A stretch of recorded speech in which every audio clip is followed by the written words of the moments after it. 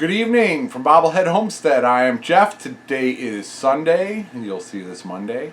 It was a beautiful day, but I did not do any filming outside. I got a nice long nap in, much needed, a little bit of a day of rest, still several hours of chicken chores, but other than that, it was a nice calm day. My last video, I didn't cover everything thoroughly. It wasn't a thorough explanation, so I want to try to explain more in this video. The last video I was just trying to explain why I haven't moved yet. I keep getting, why haven't you moved yet? You should have been moved by now, and yeah, so I was trying to, answer those comments to hold, yeah. So, but it brought up a whole nother set of cans of worms, many cans of worms. So I want to address those and get more in depth into my situation and talk more about that. I do not like drama. I don't like the negativity, the doom and gloom, and that's just not me. I try to look on the bright side of life and get through with a positive attitude. And so yeah, it's harder than it's easier said than done a lot of times, but I do try. So, yeah, I was complaining about my cash flow situation. I do not complain very much. And that was the reason why I haven't moved yet, is I've had a cash flow situation. But, there are some great things that are happening, that have happened to me, that I didn't bring up, and I really should talk about those. The cash flow problem, yeah, it's prevented me from moving, but there are some great things going on in my life. I was able to afford the new place. For the most part, a little sketchy there, paying the mortgage and the insurance, but, and that new place, it's worth so much more than when I bought it. So that's a great asset. The shed house that I'm in right now, that's another great asset. I am not couch hopping. I'm not staying in people's spare bedrooms. I can support myself. It's a little bit tougher paying a mortgage and other expenses on the new place, and that's why I was into having cash flow problems. But it's it's not anything insurmountable. It's not anything that has me depressed or down. I'm frustrated, but life goes on. I've been in so much worse situations, but I don't regret anything about my current situation. Sure, it could be better, but I've been through years and years of it being so much worse. So don't let me spread any doom and gloom. Things are looking up. Things are looking good. I still believe in myself.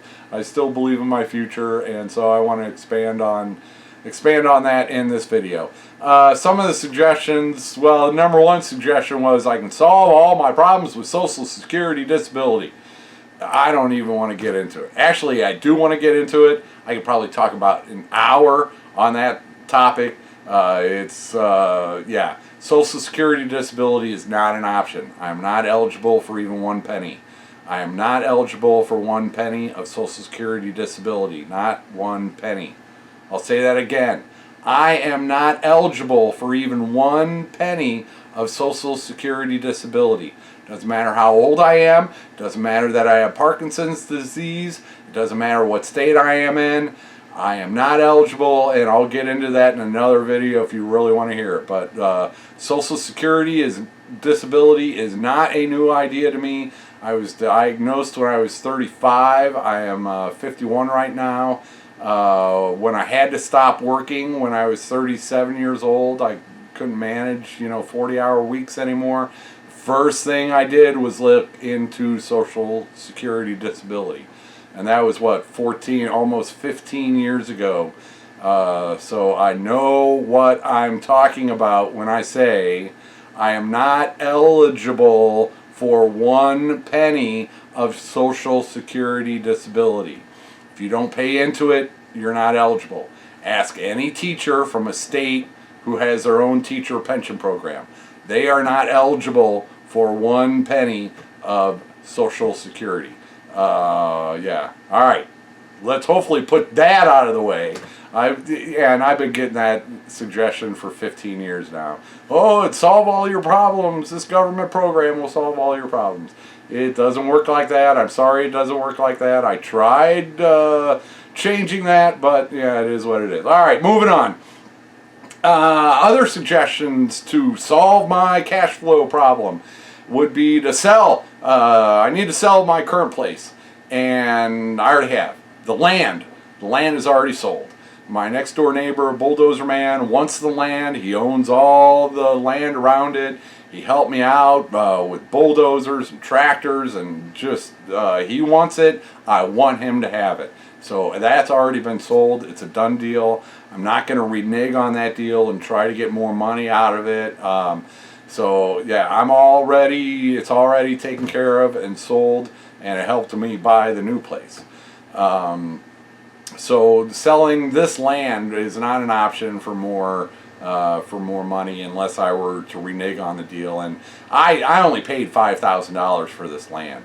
It's covered in trash. There's no septic system. There's there's a lot of problems, and there's a good reason why I want to leave this property and sell it. I cannot expand my chicken business operation here, but I'll get into that in a minute. So that's one idea, would be to sell my current land, and it's already sold. So yep, nothing more to gain from that. Another idea that's suggested is to sell the shed to house that I'm living in right now. And that's a case, yes. On the surface, it sounds like a great idea. Yeah, sell the shed to house. Well, this shed to house is worth a lot of money. It really is worth a lot of money. It's a 12 by 40 Dirksen, and it's upgraded in some areas. 16. It's built like a regular stick-built house. 16-inch on center. It had the plywood or whatever under the metal on the roof, so it's not just a metal roof. And then we put a ton of money. It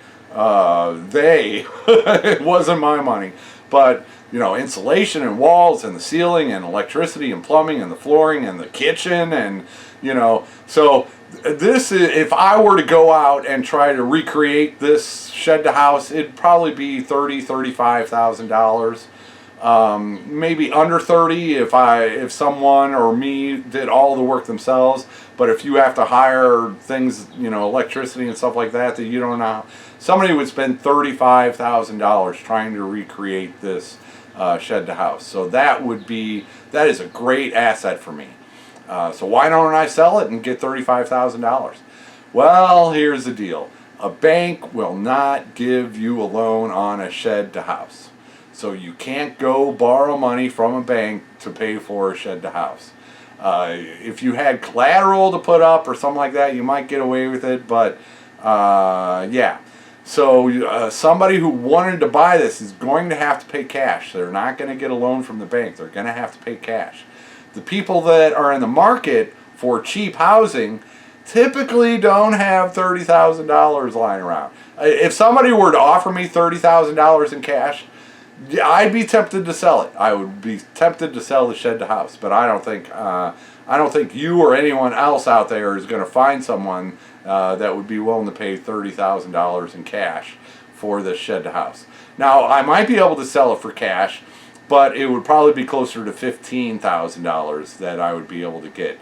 You can go buy a brand new 12 by 40 shed, just the empty shell is about 12 grand right now. So people wanting to go this route, they're going to buy an empty shell and finish it out themselves.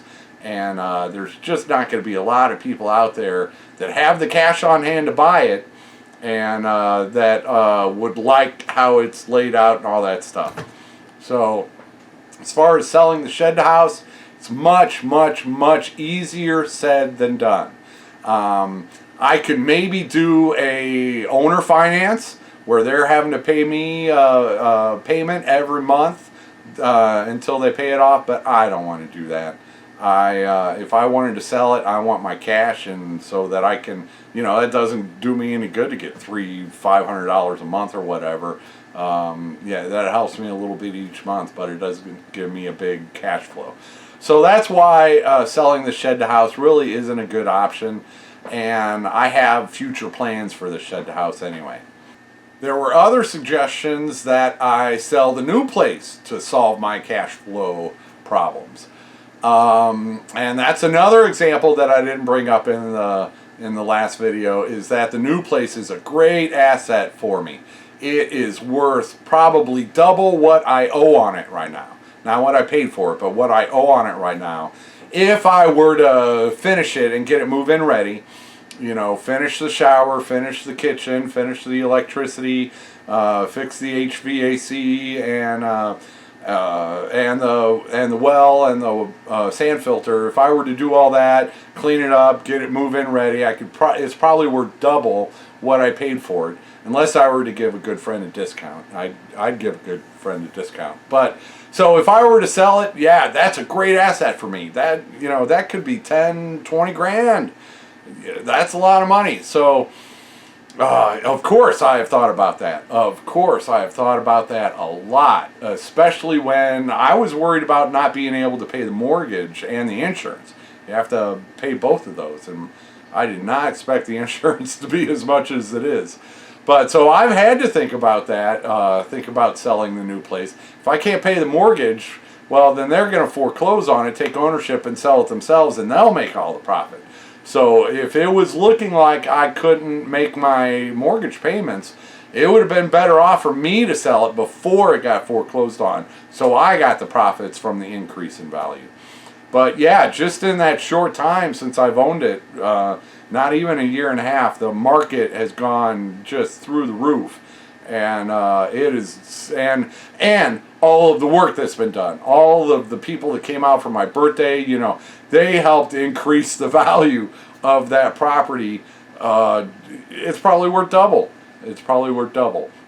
I put a huge down payment on it, and now I've been paying over a year. It was a 10-year loan that I have on it, so that's, you know, 10% of it that I paid in addition to my down payment. So I have a considerable investment into that property, and it is worth a lot more.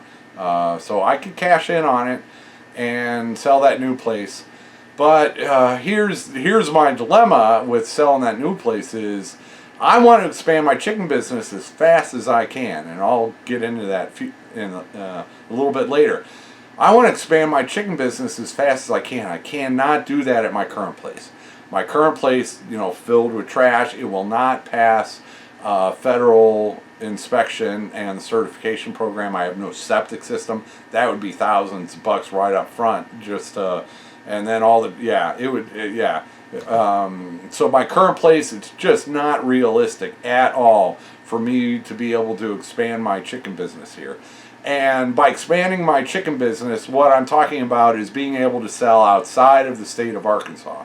You need federal permission, pass their inspections, and meet all of their certification requirements to sell through the post office. They're the only ones who can ship baby chicks and hatching eggs. So you have to get the federal approval before you can sell through the mail, and before I could sell outside of the state of Arkansas. So that's what I mean when I say expanding my chicken business, is being able to sell through the mail outside of the state of Arkansas. Dudes, you know, dudes. That's what I want to get to. I cannot do it at my current place. My new place is clean enough that I should be able to meet those requirements. So yeah, that's why I need to leave this property and get to a different property so that I can expand my chicken business. But if I sold the new place and cashed in on it, well, I still need a different piece of land that'll pass the federal rules so that I can expand my chicken business. If I sold the new place, I'd want to immediately, buy a different new place. And that's, as the value of my new place has gone through the roof, well, so has the value of all the other places out there. So it would be very difficult for me to sell the new place and then buy another new place that would also meet the federal rules. So yeah, it would be tempting to sell a new place, cash in on it, make my cash flow situation easier, but it would limit my income possibilities. If I have to stay at my current place, I can't sell through the mail. I can only find customers in Arkansas instead of all over the country. So it would probably be, it would cost me more. How long until I find a cheap enough piece of land that would pass the federal rules? And I thought about selling the new place, but because the real estate prices are so far through the roof, I couldn't afford much of a new place. All right, now let's get into some of my future plans, and maybe some of this will all make sense. Why are you hanging on to the shed house? My new place, I see that as a stepping stone. I don't plan on that being my forever home. I see that as a stepping stone to get a bigger property in the future, to expand my chicken enterprise even more in the future. My new place is only 1.5 acres. I can't put any more chickens on there than what I basically already have. But it was a step up from my current place. My current place can't pass the federal inspections. The new place can. So it was definitely a step up, but it's also a step to a new, bigger property. I would love to have a lot more land and a lot more chickens. But I want to move my chickens around. I want to move them every month, and it'll keep them happier and healthier, and keep the land happier and healthier. And rotational grazing, as they call it, with cattle. But the same applies for chickens. I'd like to move them around once a month and let that land where they were at rest and regrow, so that the next time I move them in, there's a lot more free food that's growing there. And right now I am not I don't have enough land to do that. At the new place, I would not have enough land to do rotational chicken grazing, and so I would need a much bigger property. At least 5 acres, I figure, of usable land to move my chickens around on. And so I'm still dreaming. I'm still betting on myself. I think I can get there. And here's why I have the confidence to think that despite my cash flow problems, I still have the confidence to think that I can do bigger and better things. So here's my current situation with my business. I have a little bit over 80 hens, close to 100 total chickens, but about 80 hens right now. I'm getting about 50 eggs per day. So that's my chicken inventory. Now with my incubators, I can put about 150 eggs per week in an incubator in order to hatch. Now I don't get 100% hatch rate, so let's say 2/3 of them hatch, which is, that's about right on par with, I'm probably getting more than that. But let's say 100 of the 150 eggs per week that I put in incubators hatch. That's 100 baby chicks per week. We'll call it 400 baby chicks per month. With the hens that I have now, with the incubators I have now, that's what I am capable of doing right now, is 100 baby chicks a week, 400 baby chicks per month. Now if I sell those for $5 a piece, that's about what I'm getting right now, is $5 a piece. I give discounts if you buy more than that. That's $2,000 per month. And there are expenses in that, and it's not 12 months of the year. So in December, I can't sell 400 baby chicks. It's basically, March, April, May, June, July, August, September. So a little leeway in February and October, but you basically got 7 months of baby chick season. So $2,000 a month for 7 months, that's $14,000 a year. Just on what I have right now, and just for the baby chicks. Right now my feed costs are about $220 a month. And then even call it $300 a month, making $2,000 a month from baby chick sales. My operating costs are about $300, so that's $1,700 a month profit. And that's just for baby chicks. Now if I were to expand my business to be able to sell through the mail, pass that federal inspection, and then I can sell hatching eggs through the mail. So I'm getting about 50 eggs per day right now from my 80 hens. As I said, I could put 150 in the incubator per week. Well, 50 eggs per day, 150 of those go in the incubator. That leaves me 4 days worth of eggs that are not being incubated and hatched. Well, 50 eggs times 4, that's 200 eggs. But let's say it's 4 dozen per day. But some eggs are smaller and you don't want to hatch them, and I wouldn't want to sell them as hatching eggs. So let's say I have 3 dozen hatching eggs per day on those 4 days per week that they're not going into the incubators. Well, that's 12 dozen hatching eggs per week that I could sell. They go from $15 to $20. $20 for my Morans, $15 for Easter eggers.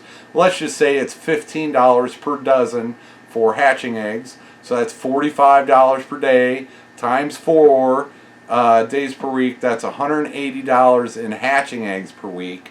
4 weeks in a month, rounding it down, that's $720 a month in hatching eggs. In addition to the $2,000 minus the expenses. So that is a good living over 7 months of the year. And that's just what I am capable of doing right now. Could I sell that many in Arkansas right now? Yeah, I probably could, but that'd be a lot of work. It'll be so much easier when I can just go to the post office, once or twice a week and ship out the hatching eggs and the baby chicks to Iowa and Illinois and Indiana, Minnesota, wherever they can go. So that's the business plan. That's where I'm at right now. That's what I'm capable of doing right now. Is well over $2,000 a month for 7 months out of the year, just with baby chicks and with hatching eggs. And there are other ways you can make. I can raise my own, and then once you can tell the males from the females, tons of people will buy those females. And so I don't include that. It costs a lot more. Your profit margins are a lot less raising pullets, but there's some money to be made there also. And then put the extra roosters go in the freezer. And I've done a lot of that in the past. I made money doing that in the past, and I'll make money doing that in the future. One thing you need for that is more land. So right now I am capable of, and this year I'll probably be, I'm not hatching 100 a week, but I am hatching 40, 50 per week, and I'm still making a few $100s every month just from the baby chicks. And I do sell hatching eggs here and there, but it's just locally, people who are close enough. I'm not even within the entire state of Arkansas. You got to find people within like an hour that are willing to meet you. So my customer base is very, very small. Because somebody way up in Jonesboro, 3 hours away, they're not going to drive all the way down here to get a dozen baby chicks, and I'm not going to drive all the way up there to deliver them. It's just not cost effective. So my customer base is just within maybe an hour of where I live right now. But if I can get a property like the new one that passes all those federal rules, then my market expands from an hour from me to the entire lower 48.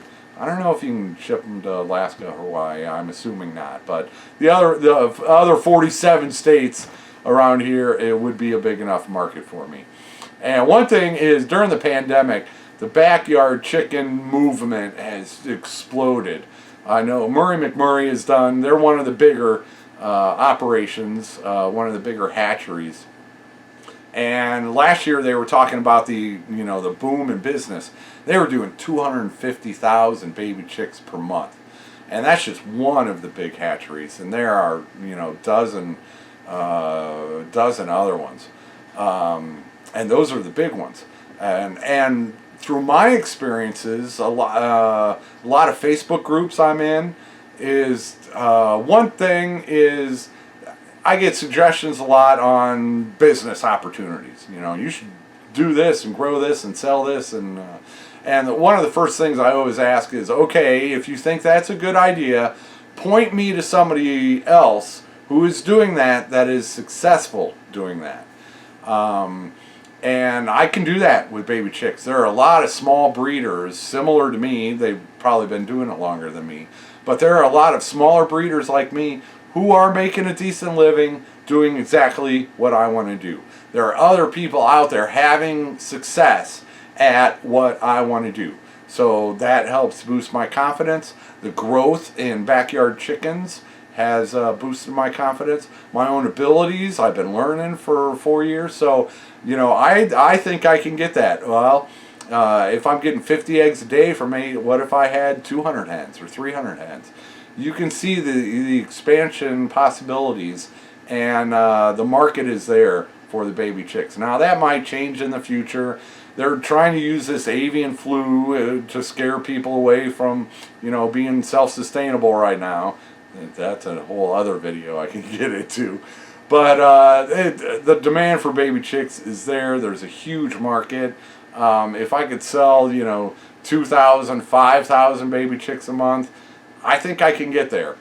And it's a lot of hard physical labor. So I want to grow my business big enough so that I can hire somebody to do the harder physical labor of taking care of all the chickens.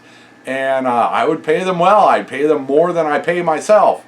But that is the long-term goal, and I'm betting on myself that I could get to the point where I'm making enough money breeding chickens that I can hire a full-time employee, pay them a decent wage. It would probably only be a part-time job, so they could still do other income, and then I'm not having to do as much physical labor. I can concentrate on the business side of things, doing the sales and the website and the accounting and marketing and all that stuff, and give somebody else an opportunity to learn the business and to make a good living. So that's my plan, is to have an employee.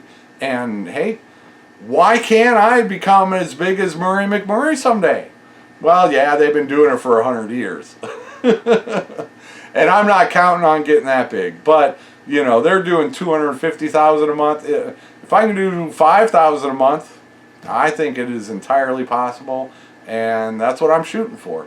Right now, I've got a great capability of producing income for myself just from what I've already invested in and accumulated as far as the incubators and my chickens. And it would not take a whole lot of effort to expand my operation.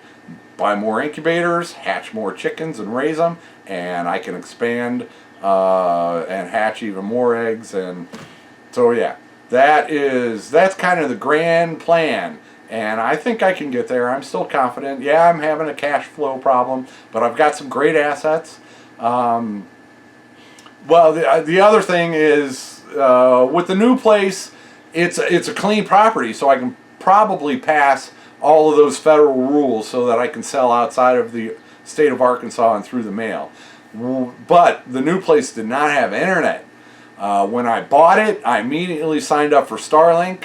When I did that, Starlink told me I would have gotten it last fall. So, yeah, and that didn't happen. And then they said by the end of the year, and that didn't happen. And they had problems also with the pandemic. And but now I've got Starlink, and I need to make sure that it works. If it does work, then I've got internet at the new place, and away I go. But without internet at the new place, it just would not be possible for me to operate a business. I know, yeah, my noisy neighbor has internet, but he doesn't use it. You know, he's in a completely different situation than me. He's going into town every day with high-speed internet, going to other people's places that have better internet, and yeah, it's not decent internet. It would not be good enough for me. It would be just as expensive as what Starlink is. So I'm hopefully going to find out this week if Starlink is going to be my answer for my internet. And then, you know, that is going to be awesome. Then I can expand my chicken business, pass the federal rules, expand my chicken business, and then that property use it as a stepping stone to get an even bigger, better property in the future and expand my business and offerings again. And a lot of, something else that I've given considerable thought to is like Murray McMurray. They don't have all their chickens in one barn outside their headquarters in Iowa. They have different breeders all around the country. I don't know how many breeds they have, but let's say they have 100 different breeds of chickens. Well, this farm might do one breed, this farm does another breed, this farm does another breed, this does. So I could bring in my friends. And, maybe I'm doing the Morans and the Blue Eggers and the Green Eggers. Well, maybe I can find some friends who will just do a flock of white egg layers. And another friend who will do, Welsumers. And another friend does Rhode Island Reds and Barred Rocks. And I could keep expanding my business like that and offering more breeds. That's way wishy, and then yeah. But it is possible. It is possible. That's how these big hatcheries operate. Is they have satellite breeders that are breeding specialties for them. And the thing about my business plans is I don't want to offer everybody every single breed. I'm concentrating on groovy colored eggs. Here you go. I'm gonna be Groovy Eggs Farm. So I'm trying to find one little niche there. There's a lot of people out there, they don't care what color the egg is as long as it's a big egg and it tastes good. That's what they care about. And if that's what you care about, go get some Leghorns. Go get some of the production brown egg layers, some of the sex links, Golden Comets and Ice Browns and Highline Browns. If you don't care about the color of the egg, there are many options of baby chicks out there. So I'm not trying to meet that market. I am trying to meet the niche of people that enjoy the colorful egg baskets. And my goal is to offer a variety of chickens that will produce eggs that are not common.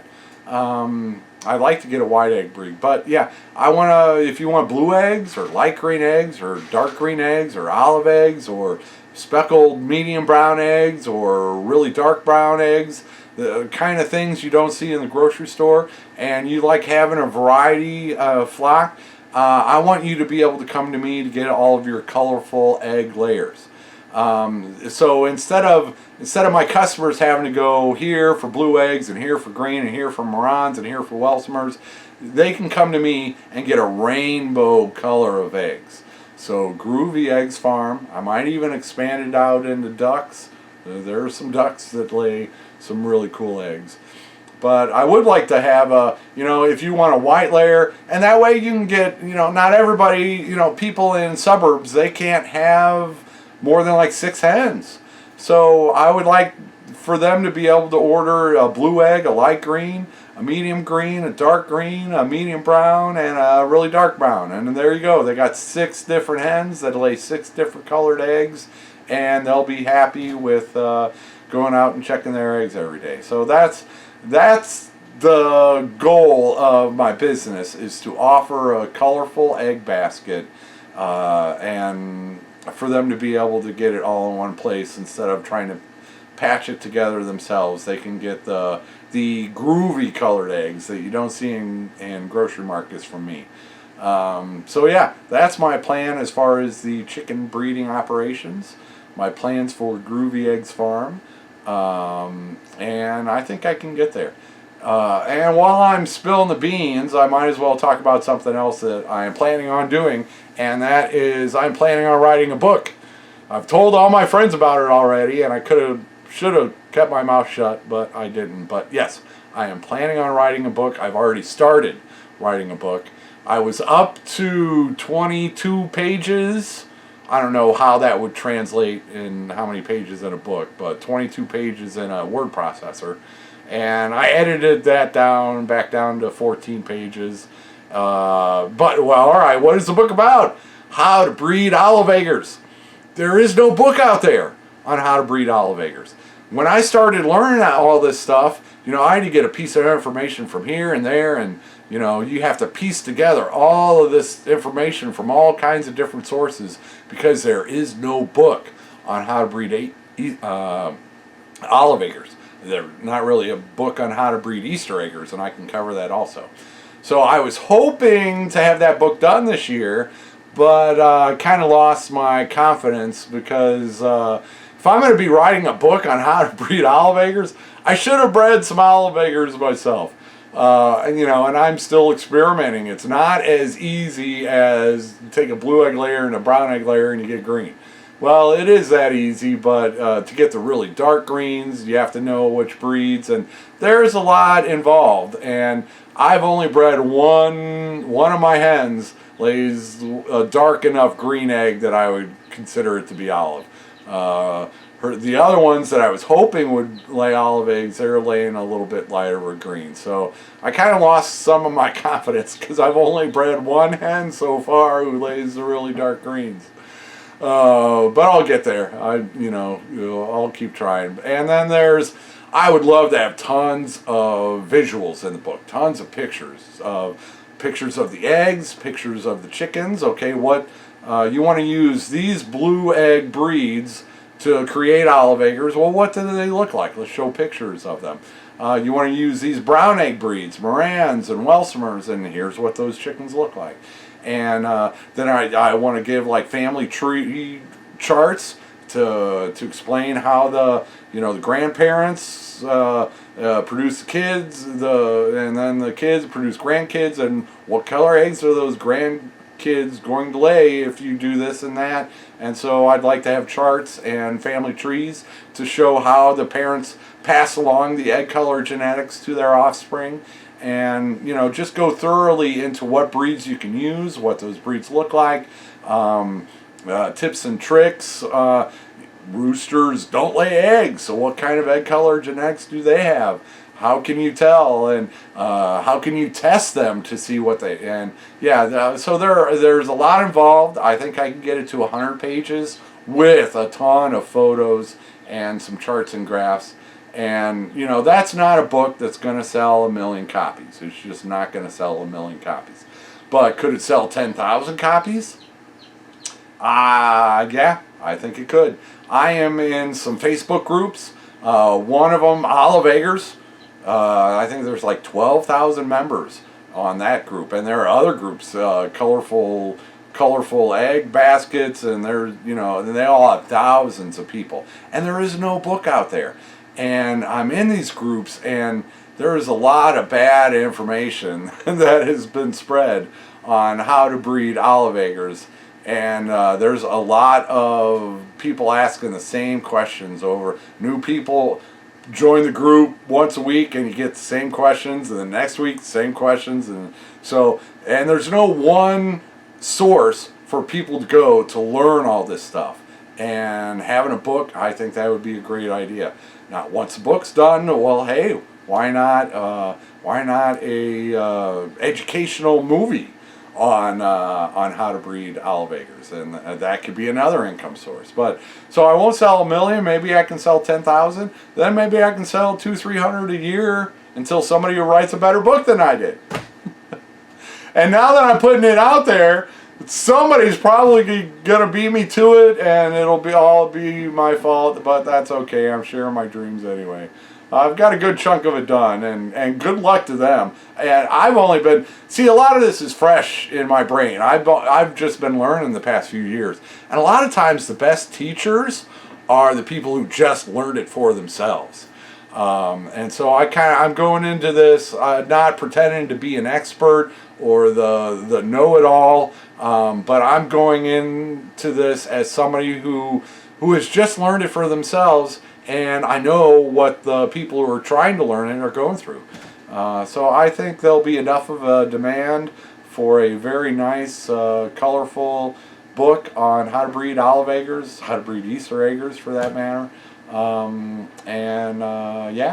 So that's another one of my dreams, and that could be a very good chunk of change, and it could be a good source of future income also. Alright, what else can I ramble on about? I don't even know. How long have I been rambling? Holy cow, 40 minutes.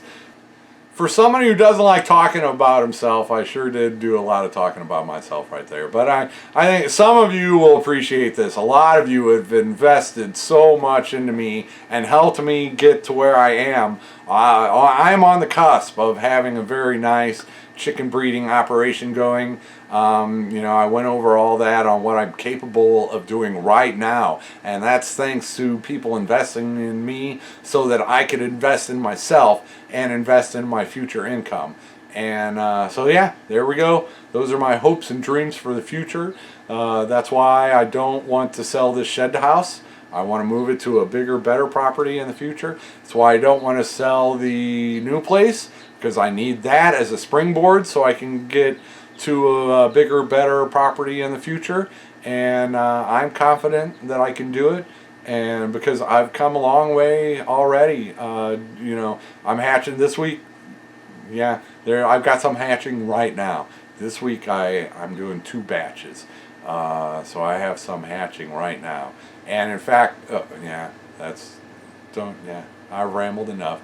Thanks for watching. Thanks for everything. Things are looking good. My income is better. I just had a little cash flow problem. I'm gonna have a cash flow problem. I've always had a cash flow, not always, but for the past 15 years I've had a cash flow problem. It is what it is, but I'm in so much better shape than I was, almost 5 years ago when I got here. I own this place outright. I've got a huge equity in the new place, and so I have some very valuable assets. My chickens are valuable, my incubators are valuable. I have a lot of great assets, so all is not bad. Most things are good, and I'm still looking forward to the future, and I thank you once again for investing in me so that I can do this. Okay, thanks for watching. Thanks for everything. Take it easy.